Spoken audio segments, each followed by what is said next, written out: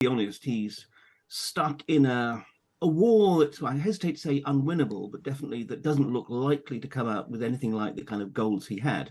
But nonetheless, he's managed to find himself at a place where actually at the moment the Ukrainians and their Western partners are on the back foot.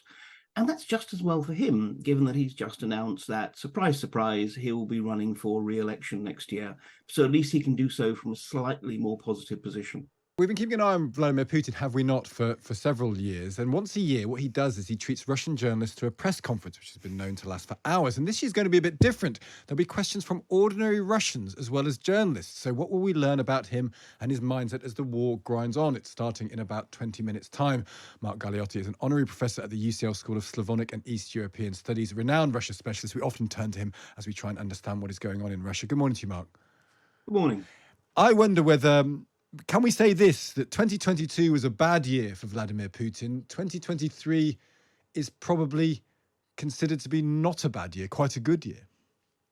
Well, it certainly ends well from his point of view. I mean, let's be honest, he's stuck in a war that's, I hesitate to say unwinnable, but definitely that doesn't look likely to come out with anything like the kind of goals he had. But nonetheless, he's managed to find himself at a place where actually at the moment the Ukrainians and their Western partners are on the back foot. And that's just as well for him, given that he's just announced that, surprise, surprise, he will be running for re-election next year. So at least he can do so from a slightly more positive position. So tell us about this press conference. We know he does it regularly. What do you make of this, the ordinary Russians taking part? I mean, our view in the studio here would be they're never going to be allowed to have freedom of expression to ask what questions they like. Is that too cynical on our part or correct?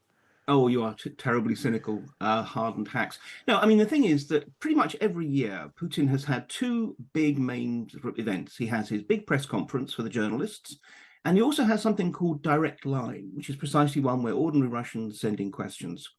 And frankly, he's clearly found this increasingly irksome, and therefore he's decided to basically just mold the two together.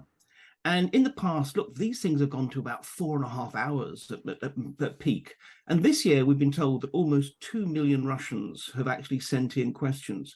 Now, the point is, you're free to send in the questions you want.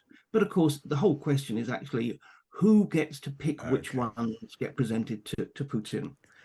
And in the past, I mean, they have ranged from quite important ones about the future of Russia and policy to ones like a woman writing in to say, should her husband agree to her getting a puppy? Of course, the answer should be, and it always was, yes. Or exactly what kind of tracking device can cows be fitted with? So, I mean, it's going to be a weird selection. And does he like answer? Does he sort of try and show off his sense of humour by deliberately answering questions like that as well? Yeah, Putin and sense of humour are two things that don't tend to go well together.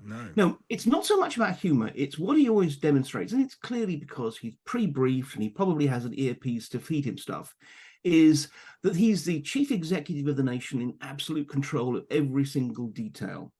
So, I mean, the idea is this is meant to be one of the few chances where the Tsar communicates directly to his subjects. Well, I was just we will listen to you and we will give you the answers. I was just thinking that it reminds me very much of that very Russian relationship to the Tsar, of sort of father of the people and being a sort of father figure. Is that what he's looking for?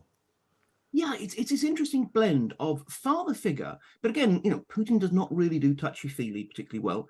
So it's father figure combined with exactly almost like the chief executive officer speaking to the most petty shareholders. But the point is this, nowadays Putin very rarely goes on walkabout. He doesn't actually encounter his people in the flesh.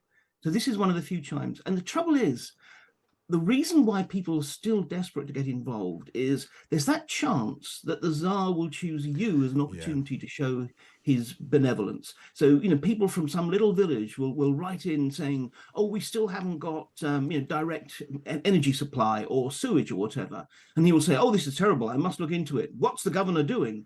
And the local governor realizes that that's a signal to damn quickly fix that problem, because it shows that the Tsar is basically on top of everything that's going on in his country.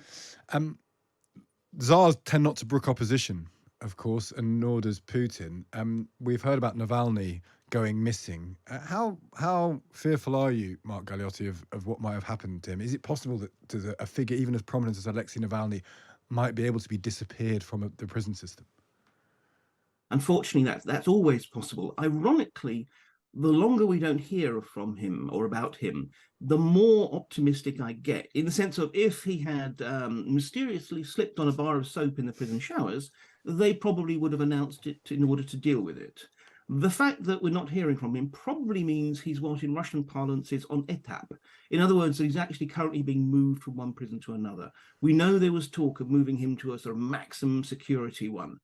And the suspicion is precisely that he's somewhere in the prison system being moved around. Well, let's hope at least that means he's still alive. Mark, really interesting stuff. We're going to find out what Putin has to say from 9 o'clock. It'll go on a lot longer than that, but it'll be interesting to see what tone he strikes. Good to speak to you. Thank you for joining us.